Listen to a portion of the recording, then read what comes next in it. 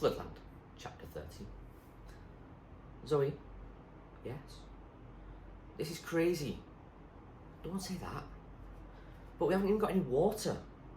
Munchkin and Zoe were far out to sea. They'd watched the island of eels shrink before their eyes with every pull of the oars. Finally, even the monstrous cathedral had disappeared from view. A dot on the horizon that bobbed into sight for one last time and was then gone. Maybe we have, said Zoe. There's something under the thwart. They stopped rowing for a while and pulled the package out. It was a box wrapped in an old oilskin. There you are, said Zoe. We should have known Doobie would see himself all right. The lid was stiff, but with cold fingers, Munchkin prized it open. There was a bottle of water and some dried foods in tins. What a feast, said Munchkin, smiling. There was some paper too, folded up. Munchkin unrolled it. It flapped dangerously in the wind. It was a map. Careful, said Zoe, grabbing two of its corners. It's not as good as mine, said Munchkin. Zoe glanced at it. Even from the quick look she'd had at Munchkin's map, she could see he was right. We can use it though, can't we? Said Munchkin. Perhaps. If we find some land, then definitely. I just don't know where we are now, really. Munchkin looked at the map again. I do, he said. He pointed. That's where we are. That's Cathedral, more or less. So the mainland must be to the west. William was right. They carefully folded the map back up and put it away. There was something still in the box, a smaller parcel, wrapped in an old plastic bag. Zoe took it out and unwrapped it. It was a photograph in a frame. There, in the picture, were three people. Two adults standing either side of a young boy, about 5 or 6. The boy's parents had their arms round each other, and around him, all three smiled at the camera. Suddenly, Zoe realised who she was looking at. Despite his age in the photo, the boy was Doobie. The good looks, the dark hair, the unmistakable. It was only the innocent smile that stopped Zoe from recognising him sooner. Look, said Zoe, and showed the picture to Munchkin. For some reason, she felt like crying. Munchkin looked at the picture. That's what it's done, he said after a moment. The sea, I mean, that's what it's taken away from all of us, Doobie too. Zoe didn't say anything. In spite of everything he'd done, Zoe couldn't hate Doobie completely. Munchkin was right. They'd all had to grow up very fast. And something had been taken from them. Looking at Doobie's photograph, she wondered if, like herself, he was just a child who wanted his mum and dad back. After they'd eaten a little of the dried food and had some water, they rowed on. Where did you learn to row? She asked him after a while. Dunno. Just watch what you were doing. You must learn fast. Everyone does though. I mean, if you want to survive. Yeah, you're right, she said. She wondered if she could trust him. How about a song? What? Said Zoe, with pulls between her oars. Song, to keep us going. Oh, okay then. You first, said Zoe, amazed and trying not to laugh. Munchkin thought for a moment. Okay, he said. Here's one.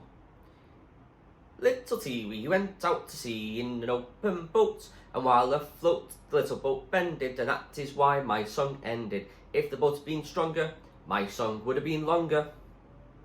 He finished, pleased with himself. Munchkin, said Zoe. What?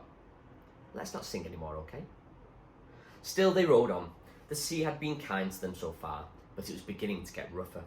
Night wasn't far away, and Zoe could feel the fear welling up in her throat again, as it had the last time she'd set off in Leica. At least, she thought, I'm not alone this time. Between pulls, she peered sideways at Munchkin. If he was going to do her in, he could have shoved her overboard by now. What are you thinking? She asked him. I was thinking about Rat, he said. Oh dear, said Zoe. He'll be stuck in that little cage. No, I'll let him out when the attack started. I always did. In case anything happens, you know. Oh, said Zoe. Well, I'm sure he'll be okay. Yeah? Yes, said Zoe. Should we swap sides? Says Munchkin. My arm's aching. Zoe laughed. Good idea, she said. What are you laughing at? Said Munchkin. Nothing, What? It's just, she wondered how to put it. It's just, you're like a different person since we left the island. You said more since we got into Laika than I heard you say during the whole time I was there. Munchkin frowned at her. Let's swap places, he said. Gingerly they swapped places on the thwart. As she stood to let Munchkin slide past her, she suddenly felt how precarious they were bobbing around in the ocean. Aren't you scared? She asked Munchkin suddenly, as she slid back beside him. No, he said. William told us where to go, and you know what you're doing. I know you'll get us there, so I'm not scared. Oh, right, said Zoe quietly. They rowed on, and night came. They took it in turns to try and get some rest while the other one rowed, but the sea was starting to happen. The wind was pushing them hard in the face. Zoe didn't like to tell Munchkin, but she had no idea where they were going now. Soon it was no use one of them rowing alone. Anyway, it was too rough to sleep, so they both grimly gripped their oars and tried to put them into the water properly. Munchkin! Shouted Zoe above the water. What? I don't know where we're going anymore. We're probably off course. We can't hold it against this. For the first time, a wave broke over the side of the boat. I'll row, shouted Zoe. You bail us out. She shoved Doobie's box, now empty, into Munchkin's hands. He looked at her blankly. The water! Get it out of the boat! Munchkin started to scoop the water back into the sea, but before he made any difference, another wave swamped them. Oh God, oh God, oh God, oh God, said Zoe. Munchkin kept bailing, but it seemed hopeless. Leave it! Help me point her into the waves! For a little while longer, they struggled to keep Laika on course, with her nose into the oncoming waves. Then it ended. Munchkin fumbled his stroke into the water so badly that he went flying backwards. The oar slipped from his hands and was eaten up by the waves. No! Yelled Zoe, but she was too late.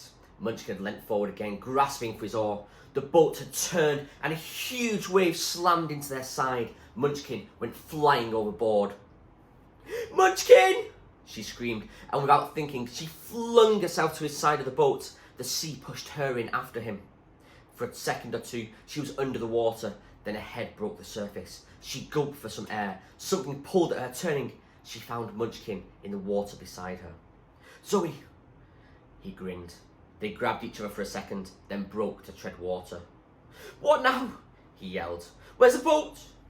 Munchkin nodded. Zoe turned to see Laika a long way off, overturned. The sea pushed her around like driftwood. Come on! Zoe yelled. They tried to swim for Laika. The waves broke roughly over them all the time now, and after each one, a stinging salty spray whipped their faces, making it hard to see. Zoe could feel herself tiring. The water was freezing, stopping her arms and her legs from working. She went under. She broke surface to see Munchkin a little way ahead of her, still fighting in the waves. She went under again, longer this time. Strangely, it was much quieter under the water. She no longer felt the cold. She no longer felt anything. Darkness was all around her. She knew she was about to drown. Another second, and it would be over. The waves pulled themselves to pieces above her. She tried to look up through the water and thought she saw a light. She wondered vaguely if dawn was coming. Had they been struggling with the sea for so long? It seemed to be getting brighter every second. Then, with a shock, Zoe thought she felt the bottom of her feet. She looked up again. The light was a brilliant point in front of her now, and then she felt herself being pulled up out of the water.